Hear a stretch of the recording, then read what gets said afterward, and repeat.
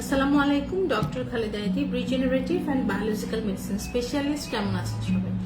আশা করি সবাই অনেক ভালো আছেন। সবাইকে আজকে টোটাল ওয়েলনেস কেয়ারের পেজ থেকে আমার লাইভে অনেক অনেক স্বাগত।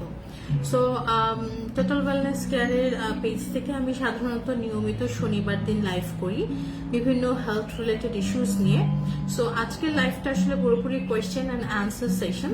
সো এখানে আপনারা আপনাদের যে মেসেঞ্জারে অনেক ধরনের কোয়েশ্চেন্স করেছেন, এই কোয়েশ্চেন্স গুলো কালেকটিভলি আমি আনসার দিব, বিকজ বিভিন্ন টপিক নিয়ে বিভিন্ন ক্রনিক ডিজিজ নিয়ে আমার অলরেডি অনেক লাইভ এবং দেখা গেছে ভিডিওস আছে, টোটাল ওয়েলনেস কেয়ারের পেজে আছে, আমার পার্সোনাল পেজে আছে। তো সেখান থেকে আপনারা অলরেডি অনেক ইনফরমেশন পেয়ে গেছেন এবং যারা পেশেন্টসরা আমার কাছে আসছেন তারা অলরেডি অনেক ইনফরমেশন পেয়েই আসছেন। তারপরেও কিছু কিছু স্পেসিফিক প্রশ্ন এক এক জনের জন্য এক এক রকম ট্রিটমেন্ট প্রোটোকল করতে হয়, সেই বেসিসে অনেকের স্পেসিফিক কিছু কোয়েশ্চেন্স থাকে, বা একই ডিজিজে দেখা যায় বিভিন্ন মানুষের বিভিন্ন রকমের সিমটমস থাকে। সব রকম সিমটমস সবার মধ্যে দেখা দেয় না, তো সেগুলো নিয়ে অনেকের অনেক প্রশ্ন থাকে। তো সবকিছু মিলিয়ে আমি আসলে ডিসাইড করেছি যে মাঝে মাঝে আপনাদের সাথে কোয়েশ্চেন আনসার সেশন করা, বিকজ ইনবক্সে এত কোয়েশ্চেন্স আসে যেগুলো অনেক সময় আমার মডারেটর হয়তো বা আনসার করার ঠিক মতো আনসার করার জন্য যে মেডিকেল নলেজটা ওনাদের সেটা হয়তো বা নাই থাকতে পারে, because they are not medical person. So আমার পক্ষে ওনারা ফরওয়ার্ড করে দেন, কিন্তু পেশেন্টস দেখা এট দ্য সেম টাইম এত কোয়েশ্চেন্স অ্যান্সার করা সম্ভব হয় না ইনবক্সে। সো যারা যারা আমাকে ইনবক্সে কোয়েশ্চেন করেছেন কিন্তু এখনো আনসার প্রপারলি পাননি, সো সেই ক্ষেত্রে আপনারা কিন্তু এখানেও during the life period questions করতে পারেন।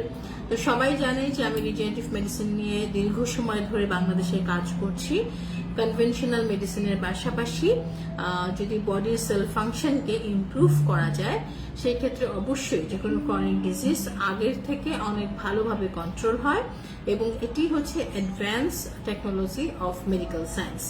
সো বাংলাদেশে অনেকেই এখন প্র্যাকটিস করছেন, বাট বেসিক্যালি বাংলাদেশে এটা এসেছে প্রায় 7-8 বছর ধরে এই কনসেপ্টটা। অ্যান্ড বাইরের দেশে যেগুলো ইউরোপিয়ান কান্ট্রি বলেন বা নর্থ আমেরিকা বলেন, অথবা আমাদের যদি খুব কাছের দেশ ব্যাংকক বলেন, এই সিঙ্গাপুর বলেন, যেখানে আমরা অনেকেই যাই বিভিন্ন কারণে ট্রিটমেন্ট নিতে, সেখানেও কিন্তু দেখা যাচ্ছে যে এই ধরনের ট্রিটমেন্টকে ইন্টিগ্রেট করা হয়েছে কনভেনশনাল মেডিসিনের সাথে to get the better results. So এবং পেশেন্টের রেজাল্টস তো অনেক ভালো। তো সেই ক্ষেত্রে অবশ্যই আমরাও চেষ্টা করব বাংলাদেশে আমাদের যে ট্রিটমেন্ট প্রোটোকল আছে কনভেনশনালের পাশাপাশি এটাকে যদি অ্যাড করতে পারি উইথ প্রপার প্রোটোকল। সো এটা খুবই ইম্পর্টেন্ট। হ্যাঁ, আমরা আসলে অনেক সময় দেখা যায় যে একটা নতুন কিছু আসলে ওটাকে প্র্যাকটিস করা শুরু করে দিই, বাট আমাদের অবশ্যই এই ব্যাপারে যারা অভিজ্ঞ আছেন তাদেরকে নিয়ে কাজ করাটা উচিত, এবং এই ব্যাপারে ইন্টারেস্টেডদেরকে আরো অভিজ্ঞ করার জন্য যে প্রোটোকলস আছে সেগুলো মেনে সেগুলোর মাধ্যমে তাদের শিক্ষার যেই জায়গাটুকু সেটাকে বাড়িয়ে দেওয়া উচিত। তাহলে সবাই আমরা একত্রভাবে একটা সুন্দর স্বাস্থ্য সবাইকে দিতে পারবো। তো এনিওয়েজ আমি কিছু সামাদ চৌধুরী, ওয়ালাইকুম সালাম, একটা কোয়েশ্চেন করেছেন সামাদ চৌধুরী। পিত্তথলিতে পাথর, জন্ডিস, লিভারে টিউমার, পেটে পানি হলে, অ্যাবডোমিনাল এফেক্টেড, পুরো পেটে ব্যথা, পরামর্শ দেওয়ার আন্তরিক আহ্বান। আচ্ছা, সো পিত্তথলির পাথর এটা মোটামুটি যদি পেইনফুল হয় সেই ক্ষেত্রে অবশ্যই আপনার সার্জনের কাছে যেতে হবে, এবং সেই ক্ষেত্রে আপনার পাথর গলব্লাডার স্টোনকে যেটা আমরা বলি যে পলিলিথিয়াসিস, যদি এটা পেইনফুল হয় এটা এবং ছোট ছোট অনেকগুলো পাথর হয়, এটা ব্লক করতে পারে, এবং ব্লক করে এটাকে এটা অনেক সময় জন্ডিস করতে পারে, এবং সেখান থেকেও কিন্তু জন্ডিস হতে পারে। সো অবশ্যই যদি এরকম কিছু হয়ে থাকে সার্জনের কাছে যে আপনার অপারেশনে যাওয়াটাই বেটার। এখানে আসলে রিজেনারেশন করার কিছু না, you have to remove the stones. আচ্ছা, টিউমার ব্লক থাকলে অবশ্যই জন্ডিস হবে। সো আর যদি বলছেন লিভারে টিউমার এবং পেটে পানি, এটা একদমই আলাদা একটা জিনিস। যদি লিভারের টিউমার থাকে বা এটাকে আমরা লিভার সিরোসিস বলতে পারি বা লিভার ক্যান্সার বলতে পারি, আমি ডায়াগনোসিসটা বুঝতে পারছি না, বাট অফকোর্স যে পেশেন্ট সাফার করছেন তার একটা ডায়াগনোসিস হয়েছে। সো পেটে ব্যথা, পিত্তথলি পাথর থেকেও হতে পারে, লিভারে যে টিউমারটা আছে এটা বড় হতে থাকে সেখান থেকেও হতে পারে। সো এই ক্ষেত্রে অবশ্যই আমার সাজেশন হচ্ছে যে কোন স্টেজে আছে এটা, লিভার সিরোসিস যদি হয় কোন স্টেজে আছে সেটা আপনি একজন ভালো হেপাটোলজিস্টকে দেখাবেন। যদি আর্লি স্টেজ, পেটে পানি সাধারণত আর্লি স্টেজে আসে না, একটু লেট স্টেজে আসে, আবার অনেকের আর্লি স্টেজেও আসতে পারে। সেই ক্ষেত্রে অবশ্যই খাওয়া দাওয়ার একটা পূর্ণ তালিকা নিতে হবে এবং ডক্টরের পরামর্শ অনুযায়ী আপনাকে ট্রিটমেন্ট করতে হবে। অনেক ডক্টররা পানি বের করেন, অনেক ডক্টররা পানি শুকাবার ওষুধ দেন, তো অবশ্যই সেই সাজেশনটা মানতে হবে। সো লিভার সিরোসিস অথবা যদি লিভার ক্যান্সার হয়ে থাকে সেক্ষেত্রে অবশ্যই অনকোলজিস্ট দেখাতে হবে, ক্যান্সার বিশেষজ্ঞ, উনি যেভাবে সাজেস্ট করেন সেটা নিতে হবে। অ্যাট দ্য সেম টাইম পিত্তথলি পাথরের জন্য আমরা খুব একটা কিছু করতে না পারলেও লিভার ক্যান্সার ও লিভার সিরোসিস যদি আর্লি স্টেজ হয় তাহলে we can give some liver detox program, যেটা আপনার লিভারকে টক্সিন থেকে মুক্ত করে লিভারের কার্যক্ষমতা বাড়াতে সাহায্য করবে। বাট এটাও ডিপেন্ড করে পেশেন্টের জেনারেল কন্ডিশনের উপরে, পেশেন্টের জেনারেল কন্ডিশন এবং ডিজিজের যে স্টেজ তার উপরে। খুব ভালো হয় আপনি যদি পেশেন্টের ফুল রিপোর্টস আমাকে পাঠিয়ে দেন, তাহলে আমরা বলতে পারবো যে আমাদের তরফ থেকে আমরা কতটুকু হেল্প করতে পারবো। Thank you. আইবিএস কি ভালো হয় কিনা? Yes, this is very common question.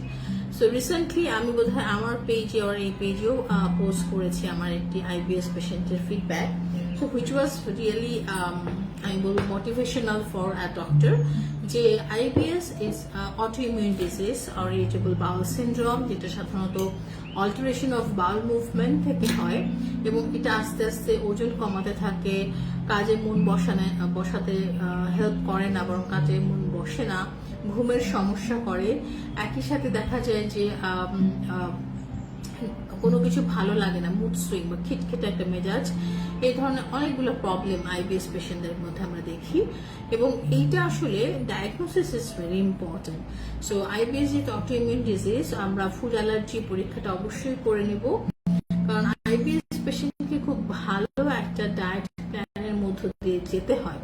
So এইটা বোঝার জন্য যে এক্স্যাক্টলি কোন খাবারে ওনার প্রবলেম হচ্ছে, কোন খাবারে ওনার ইমিউন সিস্টেম রিয়াক্ট করছে, এটা ফুড অ্যালার্জি টেস্ট ছাড়া সম্ভব নয়।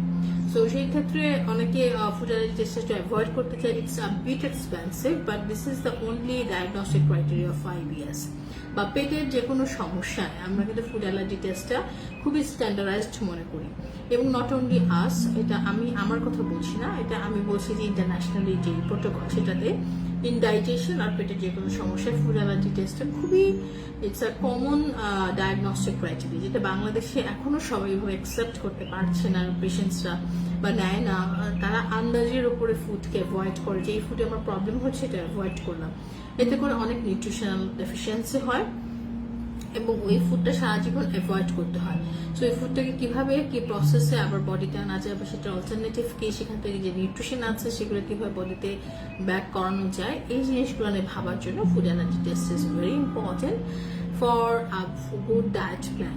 And then boosting of your immune system, এটা বিভিন্নভাবে করা যায়, মাল্টিভিটামিন ড্রিপ দিয়ে করা যায়, ওজোন ট্রিটমেন্ট দিয়ে করা যায়, which is very very helpful. Ozone ট্রিটমেন্টের একটা আশ্চর্যজনক ভালো ফিডব্যাক হচ্ছে যে আইবিএস রিলেটেড যে সিমটমসগুলো আছে এগুলো খুব দ্রুত রিলিজ হয়ে যায়, যেটা আইভি ড্রিপ দিয়ে অনেক সময় দেখা যায় যে ইমিউন সিস্টেমটা বুস্ট হচ্ছে কিন্তু সিমটমসগুলো রিলিফ হতে সময় লাগছে, বাট ওজন একটা দুটো দেওয়ার পরে patient feels very good, energetic and concentration back করে, ঘুম ভালো হয়।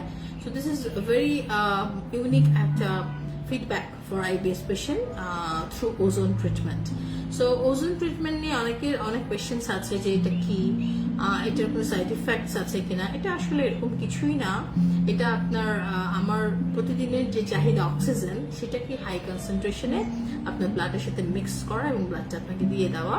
এটা সিম্পল বললাম, প্রসেসটা সিম্পল, বাট এটার যে কার্যক্ষমতা সেটা অনেক ডেপথ। এটার আপনার সেল ফাংশনকে ইমপ্রুভ করে, টক্সিন থাকলে রিমুভ করে, বা ব্লাডে কোনো ব্যাকটেরিয়া ফাঙ্গাই থাকলে সেটাকে ডিঅ্যাক্টিভেট করে, এটা ইমিউন সিস্টেম বুস্ট করে, ইমিউন সিস্টেম বুস্টের জন্য যে সেলসগুলো আছে সেগুলোকে অ্যাক্টিভেট করে, ম্যাক্রো আমরা বলি যে একটা নষ্ট সেল ক্যারেক্টার আমাদের বডির ভালো সেল খেয়ে ফেলে। সো এই যে খেয়ে ফেলার যে ফ্যাগোসাইটিক যে প্রক্রিয়া, এইটাকে এটা স্টিমুলেট করে, ম্যাক্রোফেজ সেলকে এটা যে কার্যকারিতা এগুলো স্টিমুলেট করে। সো এখানে কিন্তু প্রসেসটা খুব ইজি, ইটস নট কমপ্লিকেটেড, এটার কোনো সাইড ইফেক্টস নেই, কিন্তু এটার যে কার্যকারিতা এটা অনেক deep. And autoimmune system and lifestyle modification with proper diet প্ল্যানে আইবিএস আসলে খুব ভালো কন্ট্রোলে থাকে। ভালো হয় কিনা এই কথাটা যদি আনসার আমি করতে চাই directly, it's a very controversial answer, it will be. So অনেকেই আমাদের ধারণা যে এটা কখনো ভালো হয় না, অনেকের ধারণা আন্ডার কন্ট্রোলে থাকে। আই উড সাজেস্ট যে আসলে ভালো হয় কিনা না বলে আমরা চিন্তা করব আইবিএস এর পেশেন্ট যারা আছেন তারা এই ট্রিটমেন্টগুলো নিয়ে অলরেডি খুব ভালো ফিডব্যাক দিচ্ছেন, তারা ভালো আছেন এবং দীর্ঘ সময় ধরে ভালো আছেন। অ্যান্ড এটার মাধ্যমে আইবিএস পেশেন্টরা যে একটা উপকার পেয়ে যায়, যে খুব ভালো একটা ডায়েট প্ল্যান পায়, সেই ক্ষেত্রে ভবিষ্যতে আরো বিভিন্ন ক্রনিক ডিজিজ, যেটা হতে পারে ইসকেমিক হার্ট ডিজিজ, হতে পারে ডায়াবেটিস, হতে পারে ফ্যাটি লিভার, হাই কোলেস্টেরল, এগুলো থেকে কিন্তু পেশেন্ট প্রিভেন্ট হয়ে যায় automatically, because we are giving a very good diet plan. Diet plan বলতে মানুষ মনে করে বোধহয় কম খাওয়া দেওয়া হবে অথবা অনেক খাওয়া নিষেধ করা হবে, আমরা আসলে এরকম কিছুই করি না। It's a very scientific diet plan with proper food allergy test. Thank you. So সুস্থ থাকার কিছু টিপস, ওকে, টিপসটা পরে দিতে চেয়েছিলাম বাট অনেকে আগে প্রশ্ন করে ফেলেছেন যে সুস্থ থাকার টিপস কি। হ্যাঁ, আমি বলবো যে 5টা major thing.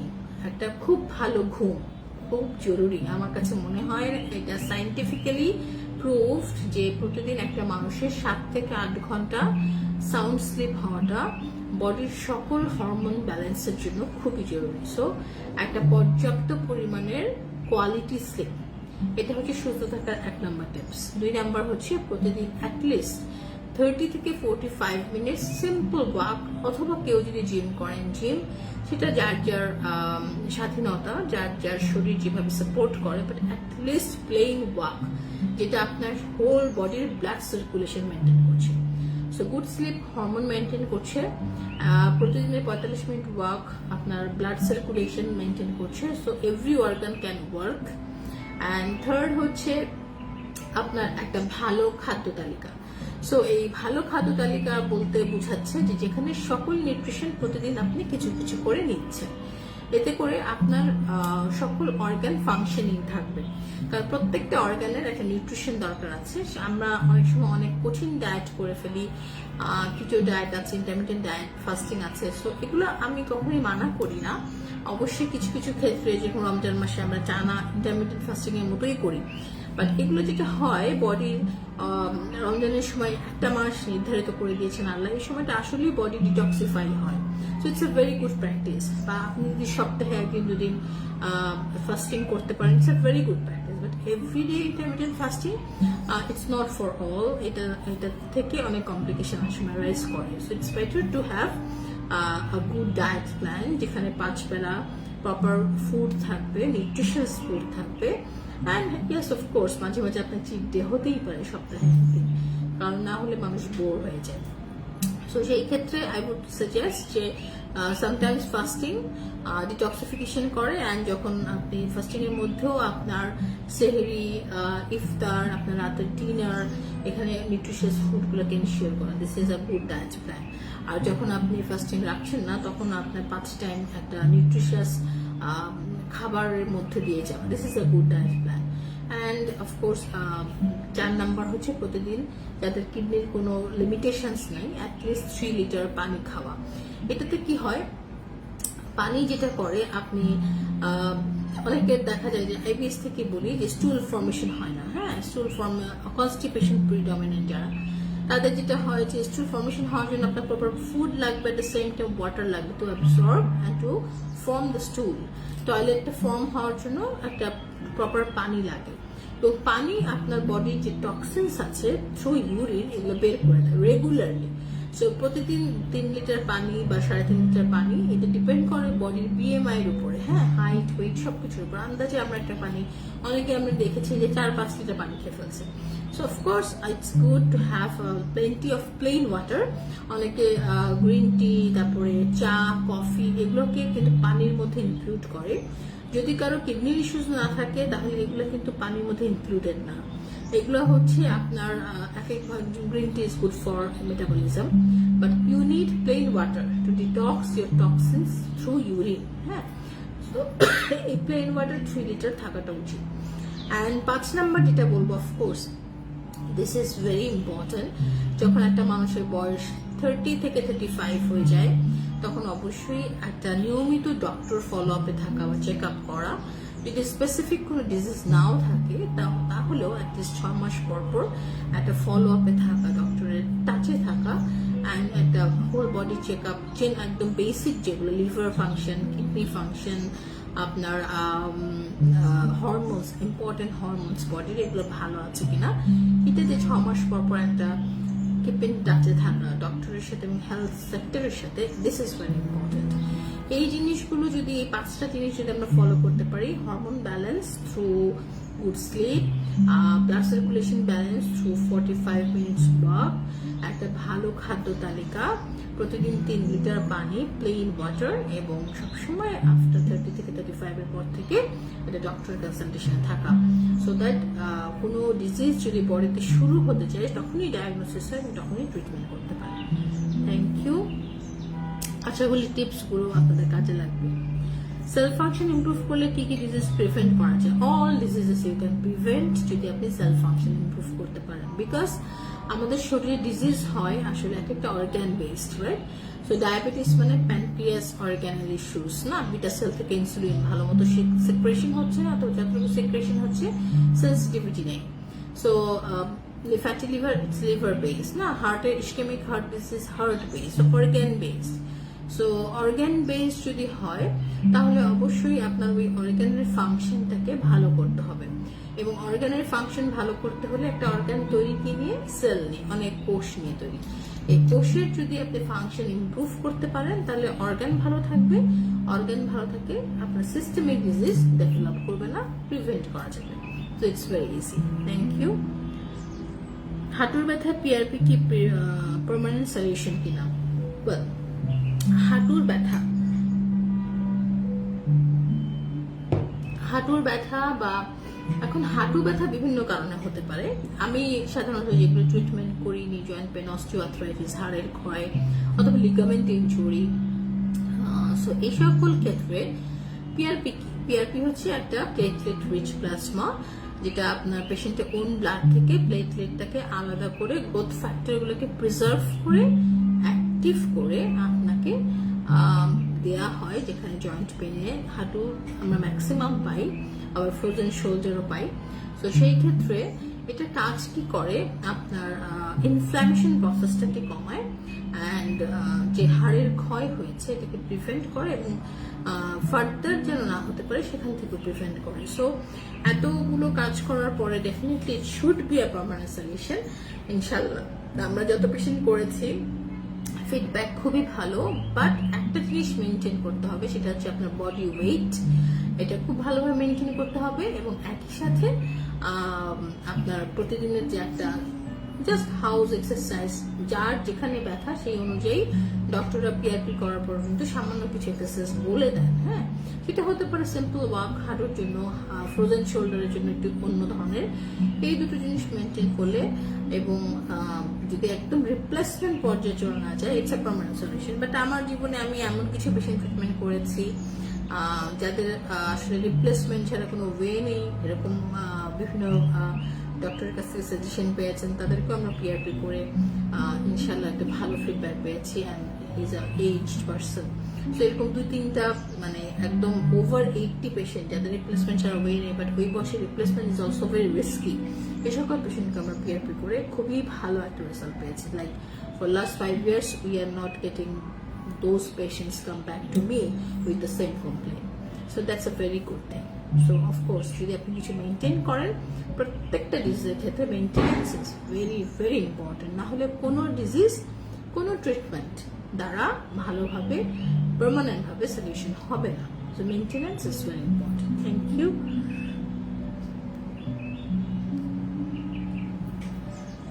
Multivitamin IV booster কি একটু বলবেন? Okay, so it's very important. আজকাল অনেক জায়গায় আমরা দেখি না যে মাল্টিভিটামিন আইভি বুস্টিং আছে, আমরা অ্যাড দেখি, বিভিন্ন সেন্টার দিচ্ছে, বিভিন্ন অ্যাস্থেটিক সেন্টার দিচ্ছে, আমাদের সেন্টারও করছে, বিভিন্ন ওয়েলনেস সেন্টার করছে।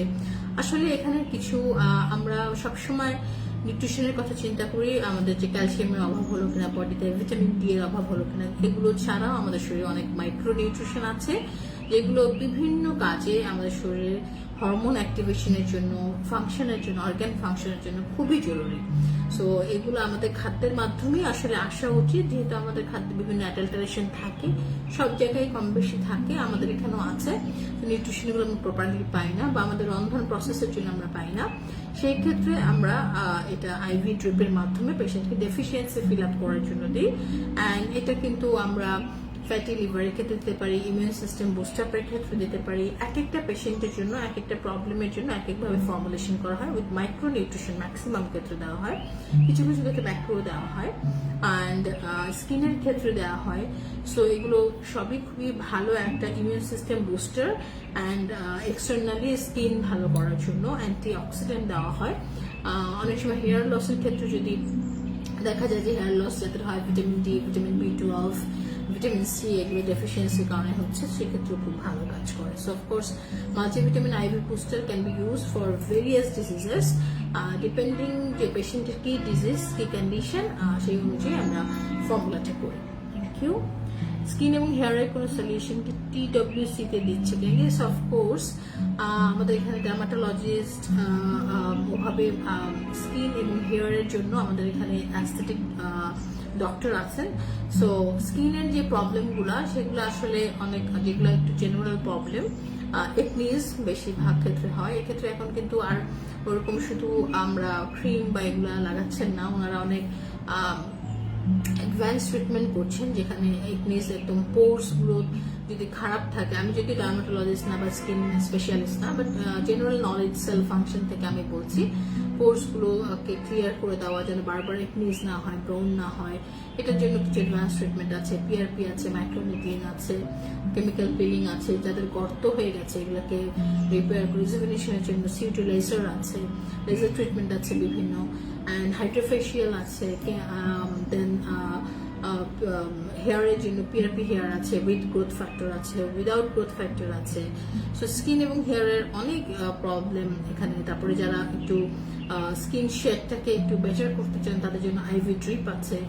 লটস অফ অনেক কিছুই এখানে আছে TWC তে। আপনার TWC পেজটা স্ক্রল করলে দেখে ফেলবেন, এবং স্পেশালি TWC মেল স্কিন কেয়ারের উপর খুব প্রাধান্য দেয়, যে বিকজ আমরা আসলে মেয়েদের জন্য অনেক পার্লার আছে, অনেক অ্যাস্থেটিক, মেয়েরা অনেক বেশি পার্লারে যে ইউজ টু, অ্যান্ড অ্যাস্থেটিক ডক্টরসদের ওখানেও দেখি আমরা মেয়েদের অনেক ভিড়। সো ছেলেদের এই জিনিসগুলোকে ইগনোর থেকে যায়। সো বাট ছেলেদের সৌন্দর্য কিন্তু খুব ইম্পর্টেন্ট একটা জিনিস। তো আমাদের এখানে স্কিন, ছেলেদের জন্য স্পেশাল স্কিন কেয়ার প্যাকেজ আছে, বিকজ ছেলেরাই কিন্তু বেশি রোদে যায়, অনেক সান ট্যান হয়। সো গতকালকে যে কয়েকটা পেশেন্ট নিজে এসে আমাকে বললেন যে আমার সান ট্যান হচ্ছে, I need something. So we do treatment as per aesthetic doctor. So যাই হোক, সো ছেলেদের ব্যাপারটা আমরা দেখি, অ্যান্ড মোল রিমুভাল, অনেক মোল থাকে, অনেকের আঁচিল থাকে অবাঞ্ছিত, এগুলো খুব দ্রুত লেজারের মাধ্যমে অপসারণ করা যায়। সো এখানে একটা ইন্টারেস্টিং যে ছেলেদের জন্য স্পেশাল প্যাকেজ করা হয়, কারণ মেয়েদের প্রতি তো আসলে অনেক জায়গায় অনেক কনসেন্ট্রেশন দেওয়া হয়, এখানে মেয়েদের পাশাপাশি আমরা ছেলেদের স্কিন কেয়ারের উপরও খেয়াল রাখি। ওকে,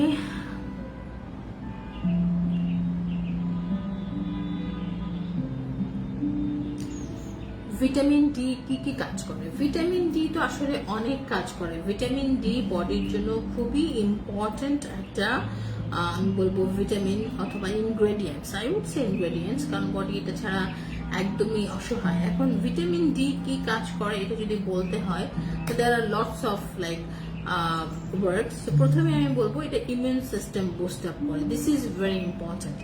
সো কারণ ইমিউন সিস্টেম যদি খারাপ থাকে তাহলে কিন্তু আপনারা দেখবেন যে বিভিন্ন ধরনের রোগ জেঁকে বসছে বডিতে।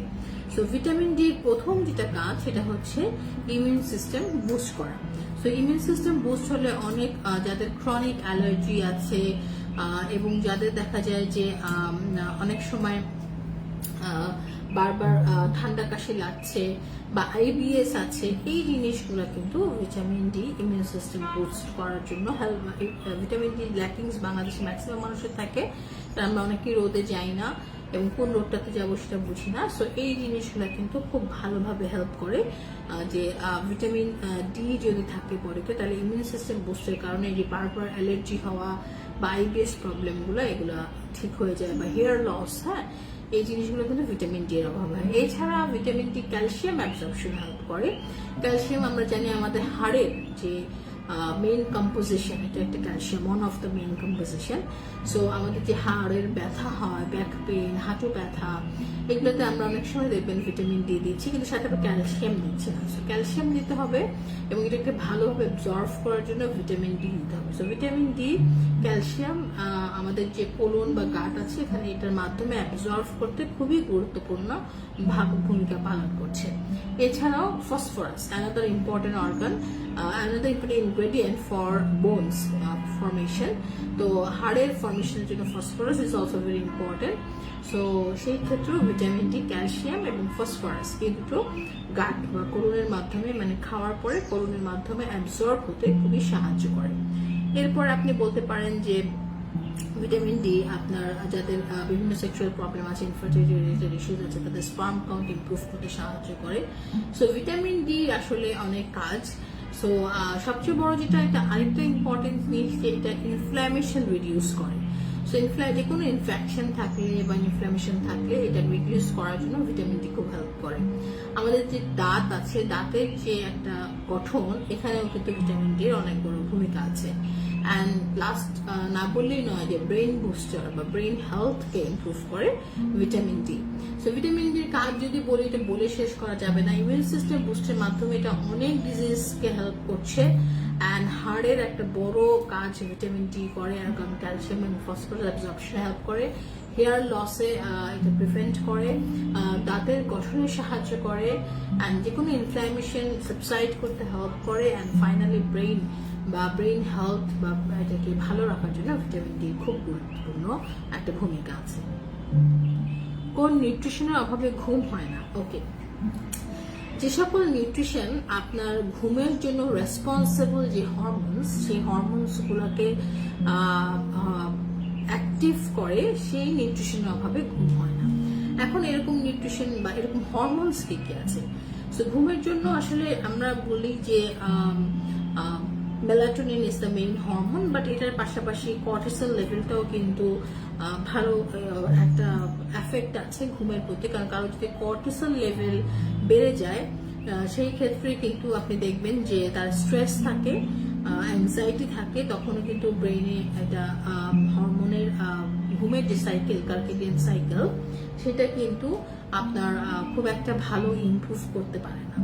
সো এই জন্য আপনার melatonin is one of the most important cycle, but ঘুমের সাইকেল মেনটেন করার জন্য আরো কিছু হরমোন আছে, তার মধ্যে কর্টিসল একটা হরমোন, এরকম আরো অনেক ধরনের হরমোন আছে। তো এই হরমোনগুলোকে অ্যাক্টিভ রাখার জন্য আসলে কি ধরনের নিউট্রিশন দরকার আছে? এই নিউট্রিশনের অভাবেই আসলে ঘুমগুলো ভালো হয় না। সো এখানে অ্যান্টি অক্সিডেন্ট রিচ নিউট্রিশন বলতে ফুড আমরা বলতে পারি, ভিটামিন ডি রিচ ফুড বলতে পারি, ক্যালসিয়াম রিচ ফুড বলতে পারি, অ্যান্টি অক্সিডেন্ট যেরকম খুব ভালো পাওয়া যায়, আমরা জানি যে অনেক ধরনের সবুজ জাতীয় ফলে, তার মধ্যে কিউই খুব ভালো, চেরিস বা আমাদের দেশে যদিও এটা খুব একটা পাওয়া যায় না, বাট কিউই কিন্তু এখন পাওয়া যায়, এটাও ভালো। ভিটামিন ডি যেটা বললাম, এটা বা ক্যালসিয়াম যেটা দুধে থাকে, এটা দরকার হয়। ওমেগা 3 ইজ ভেরি ইম্পর্টেন্ট, হ্যাঁ, ঘুমের জন্য, ঘুমের সাইকেল মেনটেন করার জন্য, এটা আমরা ফ্যাটি ফিশ থেকে পেয়ে থাকি। হাই ফাইবার যুক্ত ফুড, এটাও খুব ভালো। অ্যান্ড এই সব কিছুই কিন্তু ঘুমের জন্য খুবই ইম্পর্টেন্ট। এবং কার্বোহাইড্রেট যেটা স্পেশালি, এটা একটু কার্বোহাইড্রেট বা স্টার্চ জাতীয় নিউট্রিশনটা একটু কম খাওয়াটা ঘুমের জন্য ভালো একটা ঘুম হয়। তো রাতের বেলা দেখবেন খেয়াল করে যখন আপনি হেভি বা রিচ ফুড খাচ্ছেন সহজে ঘুম আসছে না। তো তো বিকজ এগুলো একটু ডাইজেশন একটু সময় লাগে, বডি তখন কাজ করতে থাকে, তখন ঘুম ভালো হয় না। সো এই ফুড বা এই নিউট্রিশনগুলোর অভাবে অনেক সময় ঘুম ভালো হয় না, এবং যখন এই নিউট্রিশনগুলো প্রপারলি থাকে না তখন ঘুমের জন্য রেসপন্সিবল যে হরমোনসগুলো আছে ওগুলো রেগুলেট হয় না ঠিক মতো, তখন ঘুমের সাইকেলটা নষ্ট হয়ে যায়, ঘুমটা নষ্ট হয়ে যায়। Thank you very much. আজকে খুব ভালো ভালো প্রশ্ন পেলাম, যেগুলো আসলে আমি পেশেন্টদেরকে সবসময় বলতে চাই যে যে কোনো ডিজিজ, লাইক আমার কাছে অনেক পুরুষরা আসে ইরেকটাইল ডিসফাংশন নিয়ে, প্রিম্যাচুর ইজাকুলেশন নিয়ে, এটাও বাংলাদেশের সেক্সুয়াল হেলথ একটা অনেক বড় এখন দেখা যাচ্ছে যে problem. Female and male both, মেয়েদের ড্রাইনেস অফ ভেজাইনা থাকে, টাইটেনিংটা ভালো থাকে না, অ্যান্ড ব্লাডার লিকিং থাকে বা ইউরিনারি ইনকন্টিনেন্স থাকে। এই প্রবলেমটা নিয়েও কিন্তু আমার কাছে প্রচুর পেশেন্ট আসেন। তো তাদের ক্ষেত্রে আমরা ট্রিটমেন্ট করি according to the problem, but hormone balance করতে হয়, বডির ব্লাড সার্কুলেশন ভালো করতে হয়, অ্যান্ড দেন থার্ড স্টেপ হচ্ছে পেনিসের স্ট্রাকচার অথবা ভেজাইনাল স্ট্রাকচার রিসোভিনেশন করতে হয়। So erectile dysfunction, premature ejaculation for men, and for female, dryness of vagina, loosening of the vagina, and urinary incontinence, এগুলোর একটা কম্বিনেশন ট্রিটমেন্ট দরকার হয়। সো এটা আমি সবসময় বলি যে একটা সেক্সুয়াল সাইকেল আছে, যেটা hormone, first step hormone balance, second step হচ্ছে বডির blood circulation improvement, and third হচ্ছে আপনার স্ট্রাকচারাল প্রবলেম থাকে, ডেভেলপমেন্টাল ইস্যুস থাকে, অথবা ড্যামেজ ইস্যুস থাকে, সেটাকে রিপেয়ার করা। এটার সাথে সাথে আমি সবসময় পেশেন্টকে একটা ভালো খাদ্য তালিকা দিই। কেন দেই? যে হরমোন ইমব্যালেন্সের জন্য আমরা কিছু সাপ্লিমেন্টস কিছুদিন দিচ্ছি, বাট তারপর কি হবে? কারণ যে কোনো কিছু অনেক দিন খাওয়াটা ভালো নয়। সেই ক্ষেত্রে যেন খাদ্য তালিকার মাধ্যমে যারা টেস্টোস্টেরন বুস্টার পায়, মেয়েরা তাদের মেয়েদের হরমোনসগুলোকে ভালোভাবে অ্যাক্টিভ রাখতে পারে, অ্যান্ড টেস্টোস্টেরনের সাথে দেখা যায় যে ফ্রি টেস্টোস্টেরন করাটা ইম্পর্টেন্ট, বাইন্ডস না যেন হয়ে থাকে টক্সিনের সাথে, সেটাকে ফ্রি করাটা ইম্পর্টেন্ট, অ্যান্ড যেখান থেকে টেস্টোস্টেরন তৈরি হয় টেস্টোস্টেরন সেইটাকে বাড়ানো বড়টা important, rather than direct giving up the testosterone booster. So সবকিছু মিলিয়ে আমরা সাপ্লিমেন্টস দিয়ে, ট্রিটমেন্ট দিয়ে আমরা পেশেন্টকে একটা পর্যায়ে আনতে পারি। মোস্ট অফ দ্য কেসেসে, 98% কেসেসে। 2% কেসেসে দেখা যায় যে যেহেতু লাইফস্টাইল ভালো নয়, স্মোকিং, অ্যালকোহল, এগুলো যদি লাইফ থেকে মোটামুটি বন্ধ না করা যায়, এবং এছাড়া যাদের এগুলো অভ্যাস নেই বাট জেনারেল যে লাইফস্টাইল সেটা খুব একটা যেটাকে আমি বলবো যে অর্গানাইজড না, তাদের ক্ষেত্রে কিন্তু খুব একটা ভালো ইমপ্রুভমেন্ট পাওয়া যায় না। সো সকল erectile dysfunction, premature ejaculation patient আসলে they usually ask for P shot, shock wave, vaginal tightening, O shot মেয়েরা বলেন। বাট আমরা প্রথমে রুট কজ অফ দ্য ডিজিজটা আইডেন্টিফাই করার চেষ্টা করি। সেই অনুযায়ী কনভেনশনাল মেডিসিন যদি কেউ নিয়ে থাকেন, ওটার পাশাপাশি cell function improvement, hormone balance, and then এই ট্রিটমেন্টগুলো নিয়ে খুবই ভালো একটা রেজাল্ট পাওয়া যায়। আমার ওয়াইফের লিবিডো বাড়ানোর জন্য কি সাপ্লিমেন্ট দিতে পারি? ওয়াইফের লিবিডো কেন কমেছে সেটা আগে বুঝতে হবে। ডেফিনেটলি লিবিডো সাধারণত কমে যায় হরমোনাল ইমব্যালেন্স অ্যান্ড স্ট্রেস থেকে, অথবা অ্যাংজাইটি আর ডিপ্রেশন থেকে, রাইট? সো যদি আপনার ওয়াইফের স্ট্রেস অথবা অ্যাংজাইটি, ডিপ্রেশন থাকে, ওটাকে ম্যানেজ করতে হবে, আর যেই হরমোন স্পেসিফিক ভাবে ইমব্যালেন্স আছে সেটার বেসিসে সাপ্লিমেন্ট দিতে হবে। ইন জেনারেলি আপনি ওনাকে খুব ভালো অ্যান্টিঅক্সিডেন্ট রিচ ফুড যেরকম বেরিজ দিতে পারেন, দেশি ফল যেগুলো আছে সেগুলো দিতে পারেন। ক্র্যানবেরি খুব ভালো তার জন্য, অ্যান্ড প্রচুর লাইক গ্রিনি লিফি ভেজিটেবলস, এগুলো তার জন্য খুবই ভালো। ভিটামিন ডি, অফকোর্স এই ক্যাপ, বাট আমি এটা জাস্ট ইন জেনারেলি বলছি। আই উইল রিকোয়েস্ট ইউ যে আপনি ডক্টরের সাথে পরামর্শ করেই তারপরে দিবেন। ডক্টরের সাথে পরামর্শ না করে এবং রুট কজটা না জেনে কোনো সাপ্লিমেন্ট ইউজ করা ঠিক না।